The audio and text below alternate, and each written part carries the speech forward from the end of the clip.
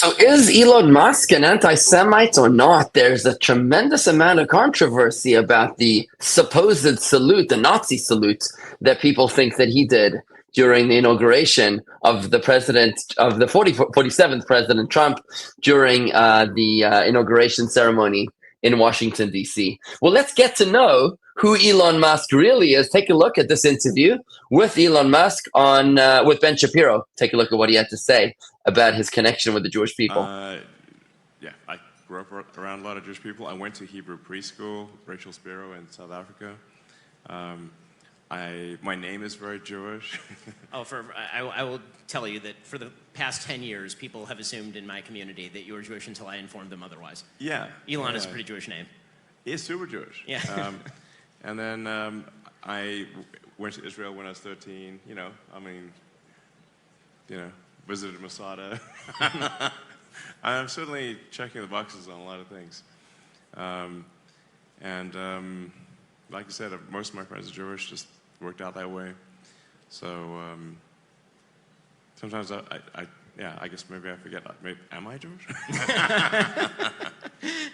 I'm Jewish. Aspirationally Jewish.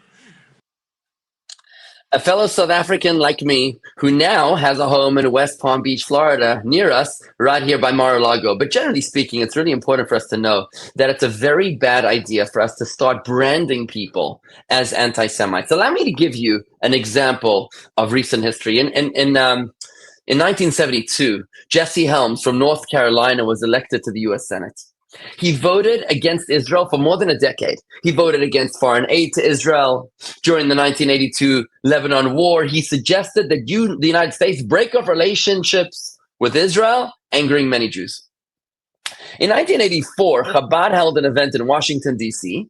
to celebrate the Rebbe's 82nd birthday, being designated as Education Day USA by Ronald Reagan and both houses. The purpose of the event was to, quote, upgrade the ethical and moral foundations of education in American schools.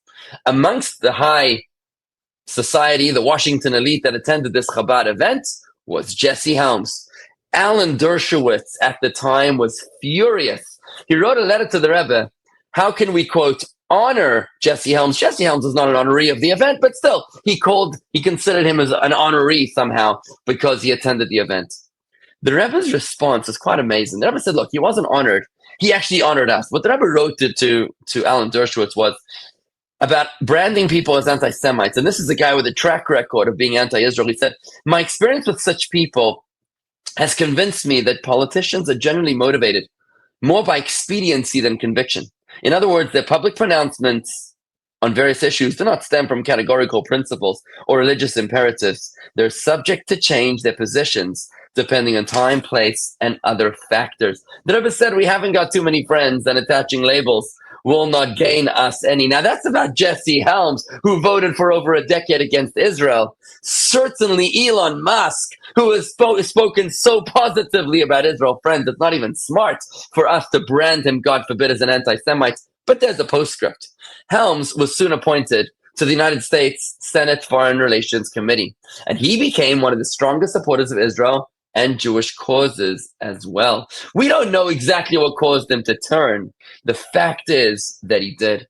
Perhaps the lesson is that we shouldn't give up on people just because they behave badly. Yes, of course, when you have a situation with Hamas or Hezbollah, you have no choice but to call them, to brand them as Jew haters that they are. But when you have someone like Elon Musk, friends, it's not even smart for us to assume that an action like that, just a salute, was somehow some sinister nuance.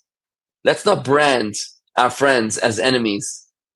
We got to keep them as our friends, and we're going to inspire them to stay on track, devoted to truth, devoted to the right ideals.